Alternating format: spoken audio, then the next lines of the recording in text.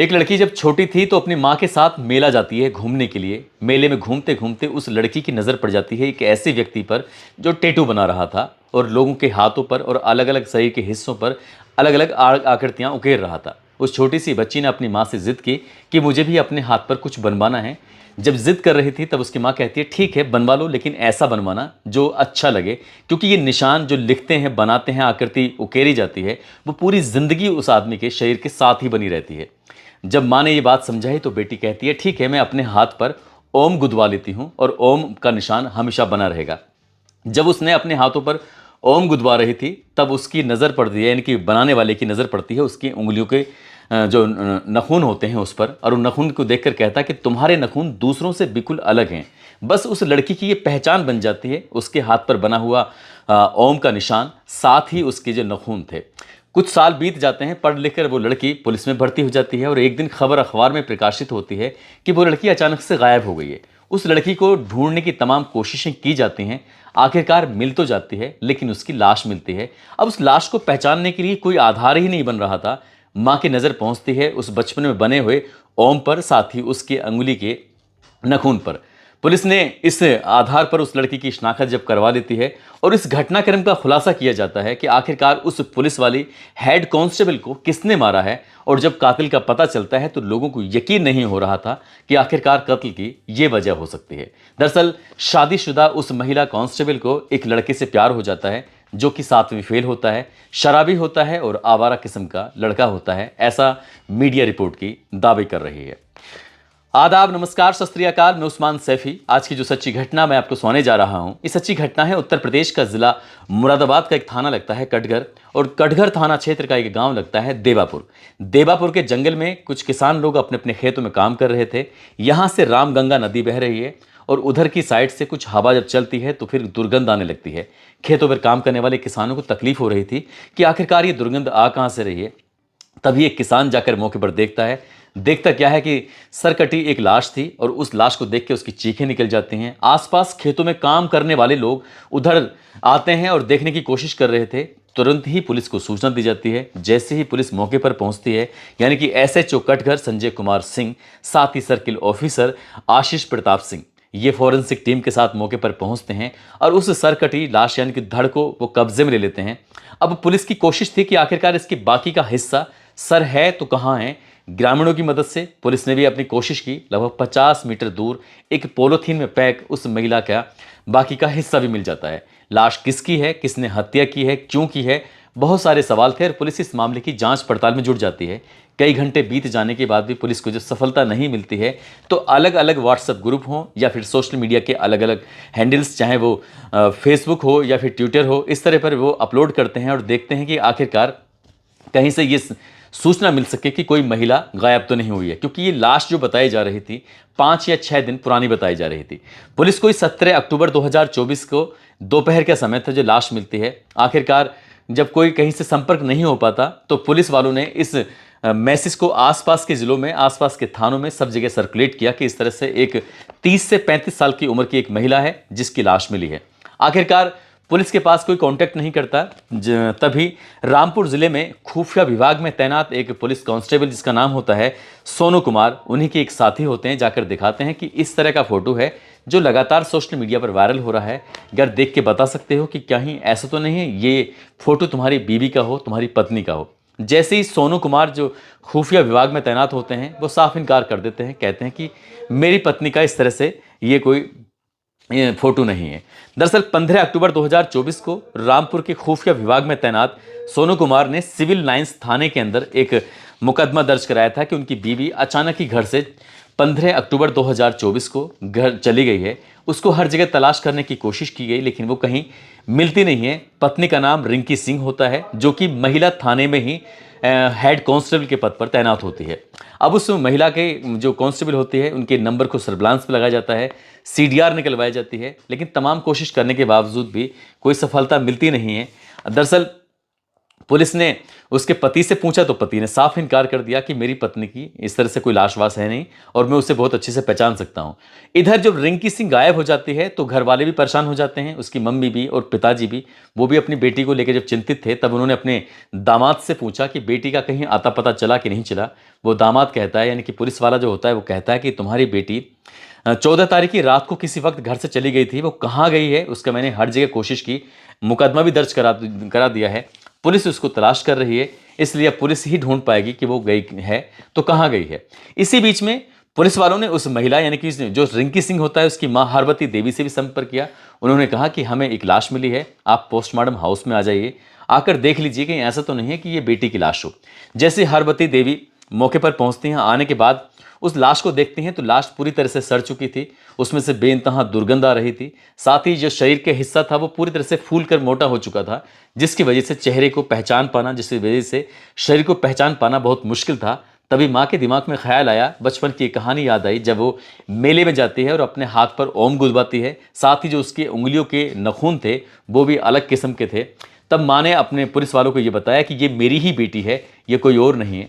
इसी बीच में पुलिस को शक भी होता है एक व्यक्ति पर, उसको हिरासत में लिया जाता है, जो उसी के गांव का एक लड़का होता है। उस लड़के को जब पोस्टमार्टम हाउस में लेके जाते हैं, उससे कहते हैं कि क्या तुम इस लाश को पहचान सकते हो किसकी लाश है, तो वो लड़का भी स्वीकार कर लेता है कि ये लाश किसी और की नहीं बल्कि रिंकी सिंह की लाश है। दरअसल रिंकी सर का किसी ने सर काटकर उसको रामगंगा नदी के किनारे फेंक दिया था। किसने ये हत्या की थी, पुलिस अब इसी मामले की जांच पड़ताल में जुटी थी।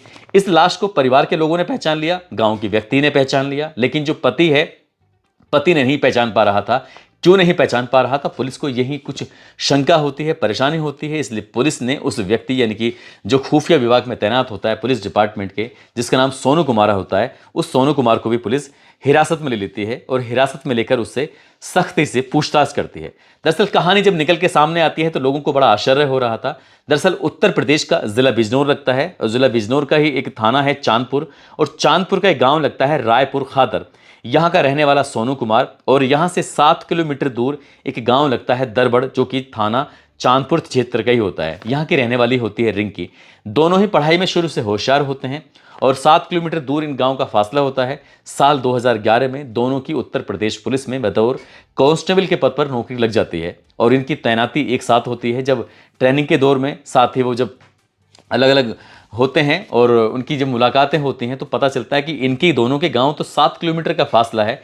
दोस्ती हो जाती है, दोस्ती कब प्यार में बदल जाती है इस बात का पता ही नहीं चलता, और दोनों अपने अपने परिवार से बातचीत करते हैं कि हम दोनों शादी करना चाहते हैं। परिवार वालों की सहमति के बाद इस रिंकी सिंह जो कि महिला कांस्टेबल होती है, सोनू कुमार जो कि पुरुष कांस्टेबल होता है, इन दोनों की शादी हो जाती है साल 2013 में। और इनको संभल में इनको पोस्टिंग मिलती है। संभल का एक इलाका है चंदोसी, वहाँ पर पोस्टिंग हो जाती है। दोनों अच्छा खा रहे कमा रहे थे। इसी बीच में बच्चे भी पैदा हो जाते हैं, एक बेटा दूसरा भी बेटा हो जाता है। साथ ही इन्होंने अपना घर बनाया चंदोसी में और घर बनाकर खुशहाल ज़िंदगी जी रहे थे।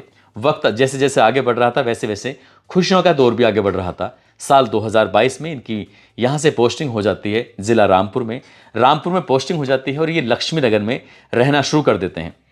लगभग 1 साल पहले, साल 2023 के आसपास की बात है, एक दिन सोनू कुमार को ये पता चलता है कि गांव का ही एक लड़का है, जो लड़का शराब पीता है, जो लड़का आवारा किस्म का है, जो लड़का लगभग 7वीं फेल है। उस लड़के से उसकी बीवी प्यार करती है, वो भी इसको प्यार करते हैं और दोनों का आपस में एक दूसरे के साथ अवैध संबंध है। इस बात को कई बार उसने समझाने की कोशिश की।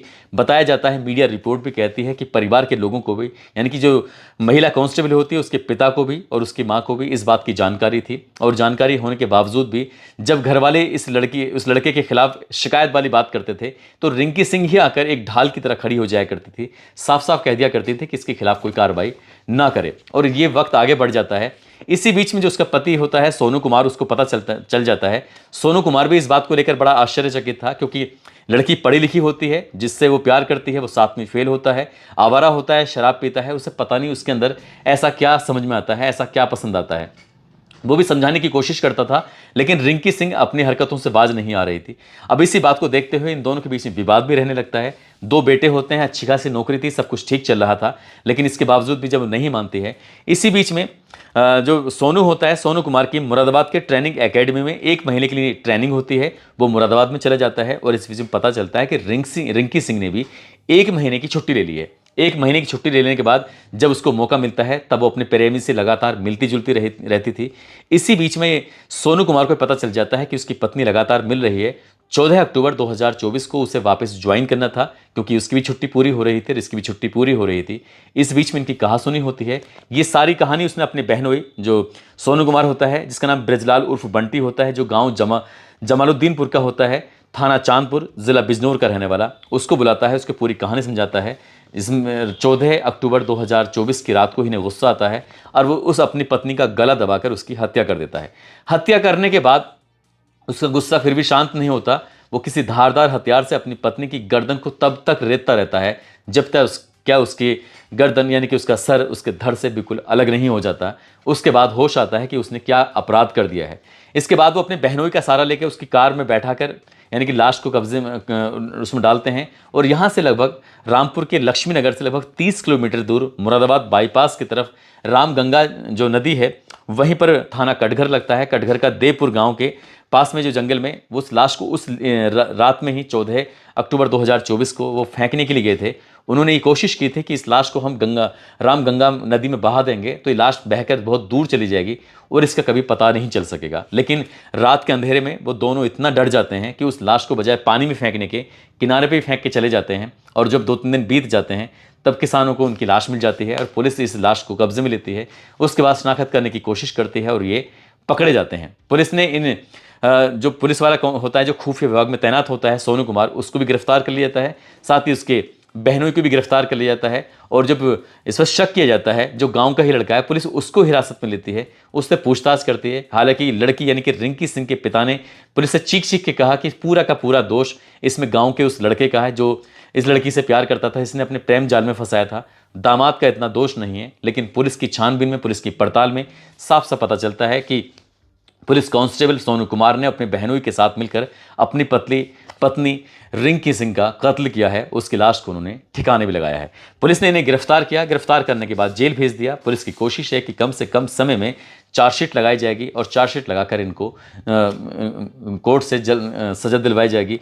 लेकिन इनके जो 2 बच्चे होते हैं, एक का नाम आरब, दूसरे का नाम अक्षित होता है। एक बच्चे की उम्र लगभग 11 साल, दूसरे बच्चे की उम्र लगभग 9 साल के आसपास होती है। उनका भविष्य कैसे संवरेगा, कौन उनकी परवरिश करेगा, इस तरह के कई सवाल भी खड़े हो जाते हैं। और एक रिंकी सिंह की और साथ ही पुलिस वाले की लापरवाही की वजह से उन दोनों बच्चों का भी ज़िंदगी खराब हो जाती है। साथ ही उन दोनों की भी एक पूरी तरह से ख़त्म हो जाता है। दूसरा सलाखों के पीछे शायद अपनी पूरी ज़िंदगी बिताएगा।